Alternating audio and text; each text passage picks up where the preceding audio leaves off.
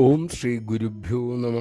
പാശ്ചാത്യ ലോകത്തിലെ സങ്കീർണതകളിൽ ശരീരവും മനസ്സും ഉലഞ്ഞ ഒരു 21-കാരി സുഹൃതവശാൽ ന്യൂയോർക്കിലെത്തിയ അമ്മയെ ദർശിക്കാൻ അവർക്ക് കഴിഞ്ഞു. അന്ന് അമ്മ തങ്ങിയ വീട്ടിലുണ്ടായിരുന്നത് കേവലം 15 പേർ മാത്രം. അമ്മയെ കണ്ടതും താൻ ചിരപരിചിതയായ ഒരാളെ കാണുന്നത് പോലെ ആ യുവതിക്ക് തോന്നി. മിഴികൾ നിറഞ്ഞൊഴുകി. അമ്മ ആശ്ലേഷിച്ചപ്പോൾ പരിമഴക്കാലം പോലെ കണ്ണുകൾ നിറഞ്ഞൊഴുകി.